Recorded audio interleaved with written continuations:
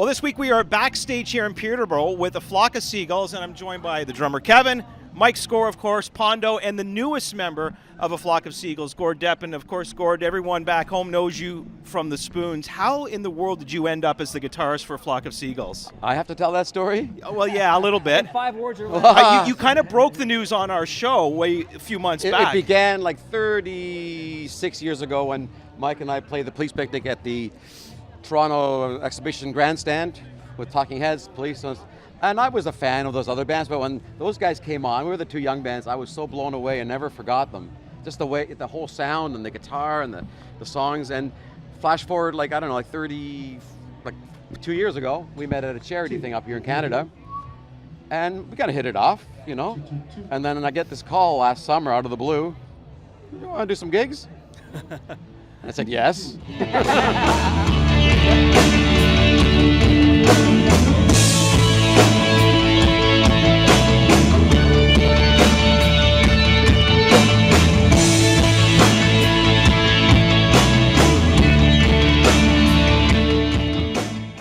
Not to say that Gord didn't make the same impact on you 30 years ago that you made on him.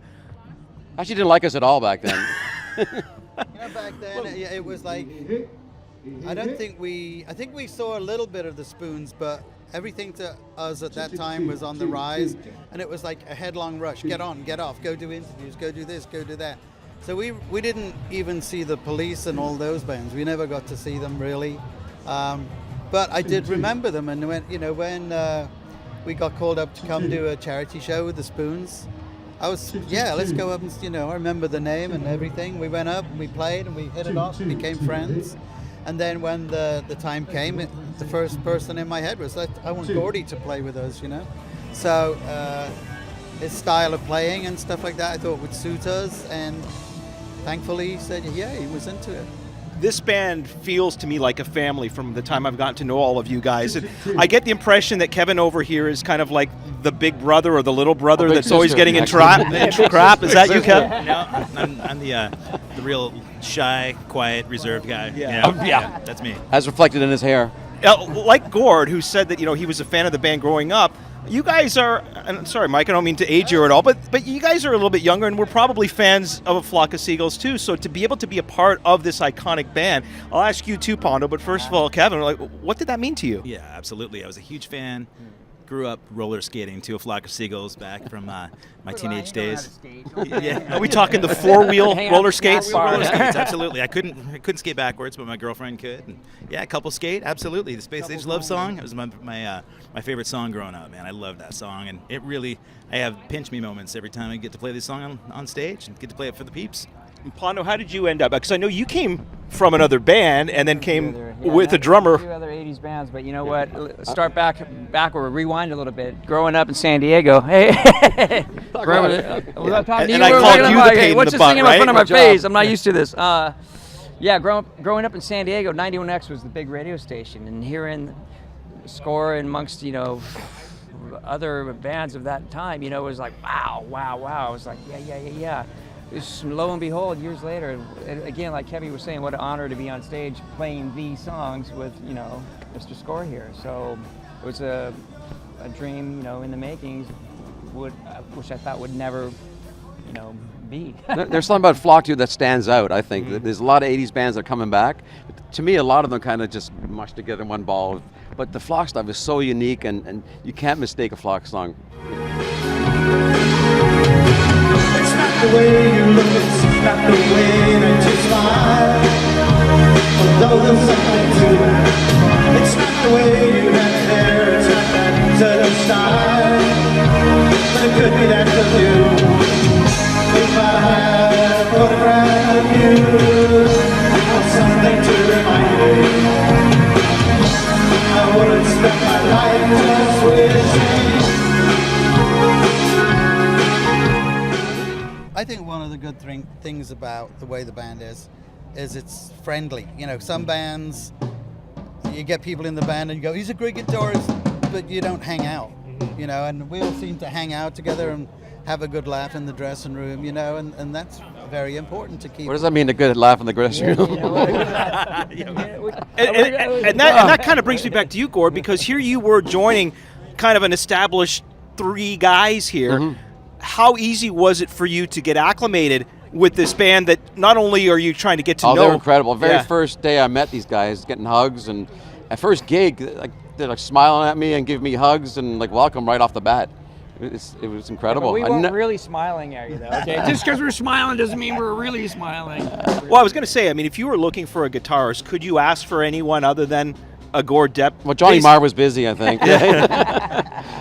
I was going to say his great personality, but I'm thinking more now talking about his actual guitar playing styling. Well, his style definitely suits us, and his personality suits us. You know.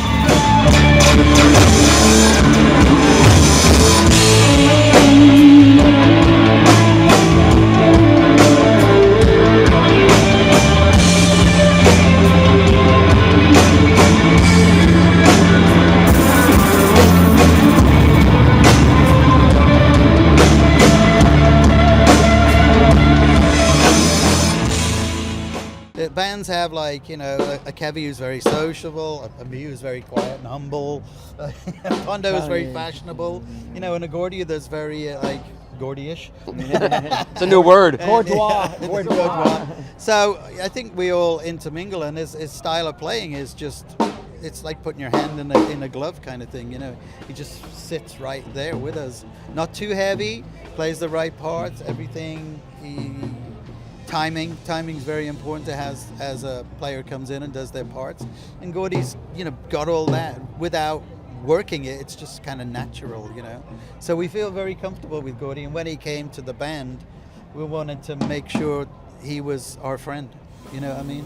Because it's very, like I said, it's very important to be on stage with your friends, you know, because that way you can look at each other and they don't go, "What are you scowling at?" You know, it's just like, yeah. Did you You look know. at me weird? Yeah, you know, you come off stage and you're all happy and you can talk to each other. You know, there's no heavy scene going on about something. So You probably didn't know this, but there's a lot of crazy people in this industry. I've heard about that. Yeah. I didn't know it actually existed, but apparently it does. I'm going to go back to you, Kevin, because you guys are now playing probably more than you have in years, and as much as the 90s may have killed rock and roll, the 2010s have had this revitalization of 80s music. To be a part of it now and going from maybe where you're not knowing where that next gig is coming from to be playing festivals and arenas with an 80s band, how cool has that whole process been? It's unbelievable. The amazing thing to me is that we see 3 different generations of people show at these shows. You know, we see teenagers that come out that have learned the songs from Grand Theft Auto, Vice City, and they see the movies and they see TV shows that feature the songs. So the teenagers will come out with their parents. I'm sweaty. I'd hug you. I'm gonna hug you. Do you want to face me with that? Okay, in case you didn't notice, Kim knew every single word. I know all these- She's 10. How do you know all this stuff? Oh my God. That's crazy. Giving you all the words to Traveller. Nobody knows the words to Traveller. And she had a picture with But she's actually 45. You just And she's I 40. know, that's very young. You're 55 years old, right? Good taste in music. Thank you.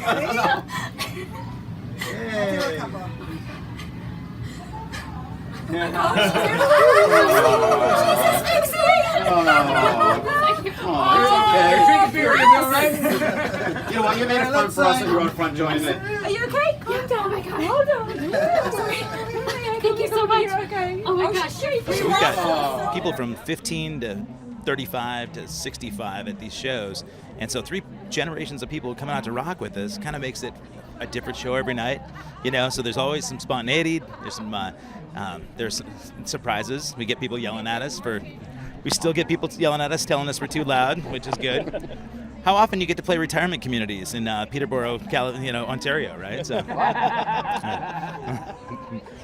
Pondo, is this as much fun for you now as it was 20, 30 years ago? I was just thinking about it, you know, especially with playing in with Mike, you know, we go out and give like a performance. We don't just call it in kind of thing, you know. It's like we go out and do our thing and people are like, wow, you know, it's like we didn't expect that to hear that kind of like heaviness and giving and everything, you know what I mean? And so yeah, it's I think better now for me personally than, you know, what I did in the past or whatever. yeah, I think this is all again part of the friendship thing.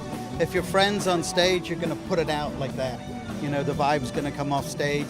Instead of just being there just to play it, we're all enjoying it and laughing with each other and stuff. So it comes off stage. They do a lot of laughing at me on stage. Let me ask you this.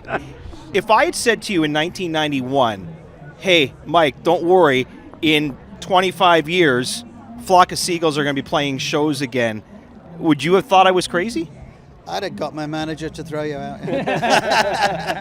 So what do you think has happened? I think really it's like I can only put it this way. The music business has slid down, but good stuff still rises to the top. And I think the 80s was probably the last time that there were real writers, you know, like for rock music or, you know, new wave. And then it slipped into, I don't know, hip hop. I don't mind if people like hip hop and stuff. It's not my thing. But reggae, hip hop, music split into a million different, you know, formats and stuff like that. So, and record companies all disappeared, so there was no real focus for bands to go after and stuff like that to get a deal. So I think that good music from the past now is standing up again and saying, hey, we're still here. And good bands stand up and say, we're still here, and people are going, I want to go see them. And there's also the thing that, you know, as bands get older, people will go, I want to see them before they're not out there anymore. So, you know. And a good song is a good song, you know? Right. A great song is a great song. You can't get around And this is not a nostalgia thing either. It's not like, hey, a bunch of guys. Yeah. Right. No, it's like energetic and relevant and big and yeah. Do you guys, all but Mike, of course, but for the rest of you, do you guys still have surreal pinch me moments when you're on stage and you'll be in the middle of Space Age Love Song or in the middle of Iran and you kind of look around and go, holy shit, I'm on stage playing Flock of Seagulls. Absolutely. Yeah, goosebump moment, man. But then you look over at Mike and it's like, oh, he's my buddy Mike, and I guess that kind of brings you back down to, oh yeah, we're just playing with He doesn't fire me. Okay, before we wrap up, go across the board here. Your favorite Flock of Seagulls song to perform live? Gorb, start with It's you. easy. It's Space Age Love Song. Pass the mic over to Pondo. Space Age all the way. I would say Space Age and Wishing. Okay, I'm sure you're going to go off the board, right? It's actually Space Age as well. That's definitely my favorite. Love it. You know what? I'm with you guys. Space Age Love Do it Song. 3 times in the show actually. Oh, I like that. Different versions of it. Beginning, middle, and the end. Well, listen, guys, it's been a pleasure getting together with you again. Have a great show, and let's keep the 80s going for another 20 years. How about that?